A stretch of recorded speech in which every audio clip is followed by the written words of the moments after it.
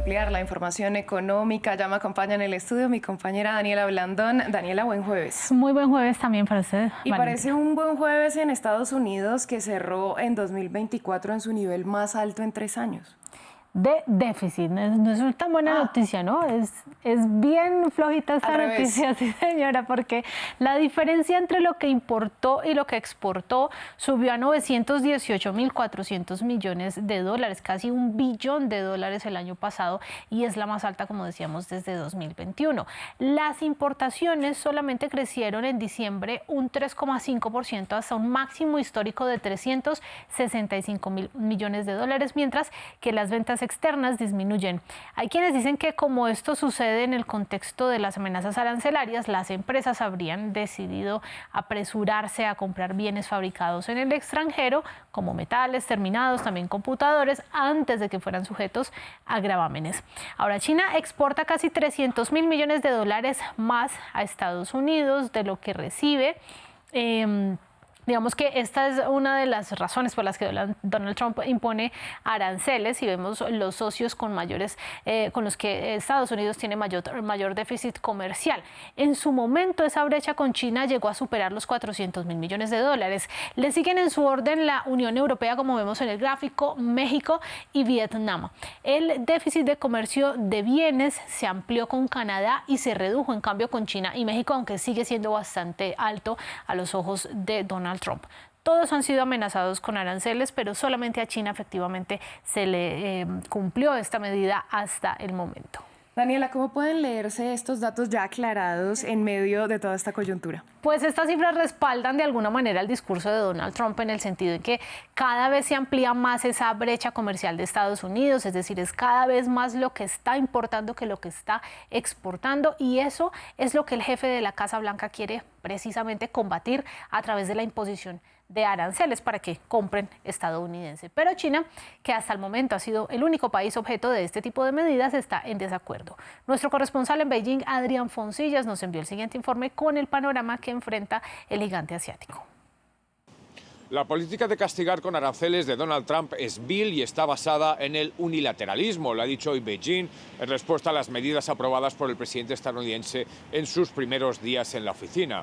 He Yongchan, portavoz del Ministerio de Comercio, ha enfatizado que China nunca empezará una guerra comercial, pero que siempre se defenderá contra los que intentan agredir sus derechos a través del matonismo.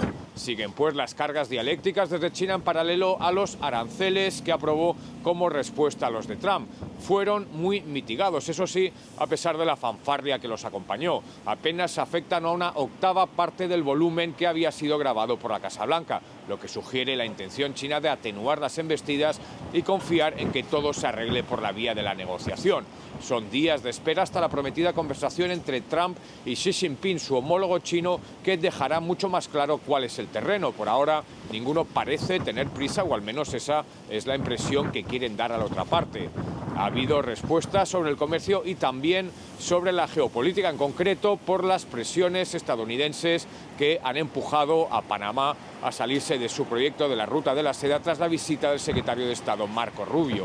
Esa descarada coerción e intimidación muestra una vez más la persistente mentalidad hegemónica de Washington. Eso sostiene un editorial de la prensa oficial, el tradicional vehículo del Partido Comunista para exponer sus mensajes. También le acusa de airear la falsa teoría de la trampa de la deuda para aguar la cooperación con Panamá y otras naciones latinoamericanas. Y es que esa zona del mundo va a ser en los próximos meses el escenario de fragorosas batallas diplomáticas entre las dos superpotencias. Daniela, la más reciente medida de Washington afecta a productos chinos de bajo costo. Desde luego, la molestia de China también tiene que ver con que Donald Trump eliminó esa exención arancelaria que aplicaba sobre envíos de menos de $800 y que había sido aprovechada por gigantes del comercio electrónico como Temu y Shein para crecer. Pero ese repunte se desbordó, lo vemos también en el gráfico en pantalla. Según el gobierno estadounidense, de 111 millones de paquetes recibidos bajo este beneficio comercial en 2012, se llegó a 1.360 millones de paquetes en 2024.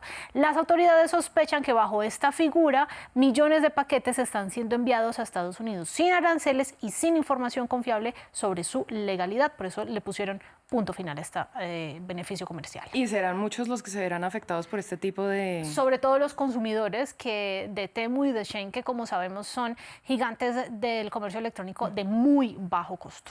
Bueno, vamos a ir a Francia, que por fin pudo aprobar su presupuesto para este año. Bueno, fue más un paso protocolario en el Senado, ya que el proyecto de ley con varios meses de retraso ya había sido adoptado por la Asamblea Nacional gracias a un recurso constitucional que utilizó el primer ministro François Bayrou y al rechazo también de una moción de censura en su contra. Ahora pasa a revisión del Consejo Constitucional para su implementación. Escuchemos cómo fue la votación. Votos emitidos 345, votos escrutados 326, votos a favor 219, votos en contra 107. Por tanto, el proyecto de ley queda definitivamente aprobado. Gracias, señores ministros, señora ministra, queridos colegas. Y si profundizamos más en esencial, lo que pretende es reducir el déficit del país al 5,4% del Producto Interno Bruto a finales del año, desde un 6% actual. Recordemos que ese 6% es el doble de lo que se considera saludable.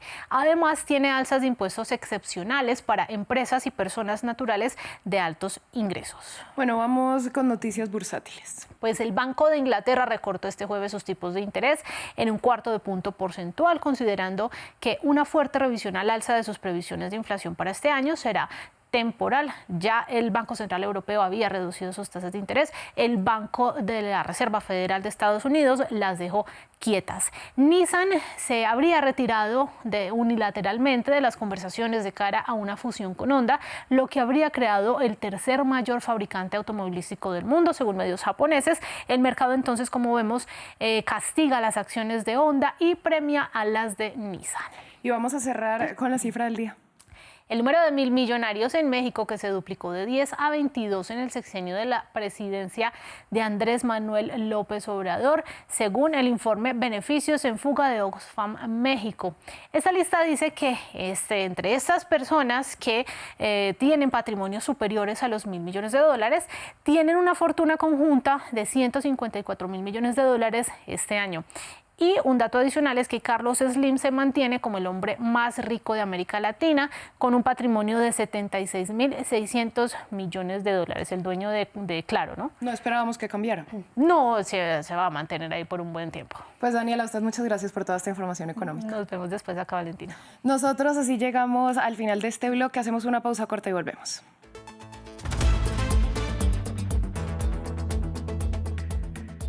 Desde 2000